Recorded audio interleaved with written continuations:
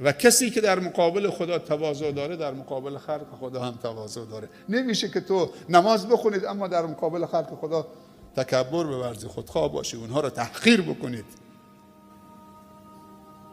اونها رو همه خدم و حشم خودت به حساب بیاری. حتی کسانی پیش تو کار میکنن تو باید بگی اونا کارمندای من، برادران من هستن، کارمندان من هستن، همکاران من هستن، تو شرکت من، تو کارخانه من دارن کار میکنن، مال منو توسعه میدن، یه لقمه نانی هم هست سفره پهن همه دارن میخورن. ولی اگر این کارمندا همکارا نباشن مال منم توسعه پیدا نمیکنه. این نگاه باید داشته باشید. بهشون وقت نماز اجازه بدید که همراه اذان تعطیل بکنن نماز بخونن. تو نماز تراویح بهشون اجازه بدید، تو نماز قیام بهشون اجازه بدید. بیش از توانشون کار ازشون نکشید. اگه کار ازشون کشیدید اضافه کار رو بهشون بدید. اصلا بعضا درصدی اونها رو شریک بکنید.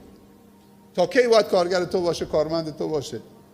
اگر دیدی که شمه اقتصادی داره بهش سرمایه بده، شریکش کن، بذار 100 تا تاجر مثل خودت درست بشه.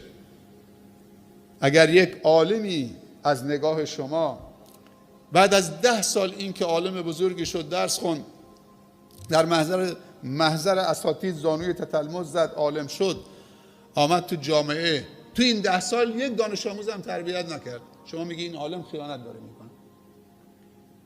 این عالمی که علم آموزی نکنه، عالمی که جامعه رو آگاه نکنه، کلاس نذاره، مردم رو روشن نکنه، این عالم چه کاره است؟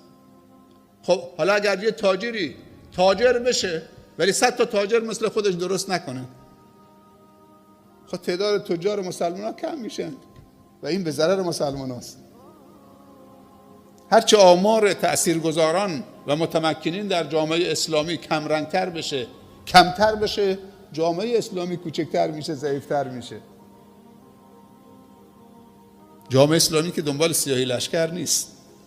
ما کسانی داریم که دنیا اصلا بین 2 تا قدمشون بود. میگه حضرت عمر نبود؟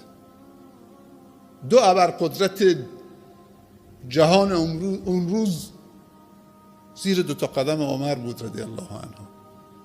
و چقدر از ترس خدا گریه میکرد. وقتی به نماز می ایستاد، قرآن میخوند، بیهوش میشد، تو نماز میافتاد. خیلی از شخصیت‌های بزرگی بودن که اقتدارشون و قوتشون و تمکنشون تواضع اونها رو بیشتر کرد، بندگی اونها رو بیشتر کرد. عبدالرحمن بن عوف بگه یک از سرمایه‌داران صحابه نبوده، سرمایه‌دار بوده، قافله 700 تا شتریس از شام می آمده، مال خودش تنها بوده، جز عشره مبشره به بهشت بوده، جز اون 10 نفری بوده که پیامبر اونها رو بشارت به بهشت داده. یک جا 700 تا شتر با تمامی حملش و آذوقه هایی که بار بود، مدینه و اطراف مدینه در قحطی بود، همه رو یک جا چه با افسار شترش همه رو چه وقف کرد، همه رو بخشید، در یک روز بیادماندنی بین فقرا و مساکین تقسیم کرد. گفت عبدالرحمن اجازه نمیده که این قافله 700 تا شتری مانع دویدن عبدالرحمن به سوی بهشت باشه. روز قیامت در دشت محشر عبدالرحمن نمیخواد لنگان بدوه به سوی بهشت. من اجازه نمیدم این قافله بیاد تو دل من، وارد مدینه بشه و منو زمینگیر بکنه. هر 700 تا شتر در اون زمان با تمامی چیزهایی که بار بود بین فقرا در زمان قحطی بود، میتونست احتکار بکنه. واقعا مردم نیازمند بودن، مثل امروزی که کشور فلج شده و مردم چه در گرانی واقع شدن و دچار مشکل شدن. حتی مردم خودشون هم به هم رحم نمی‌کنن.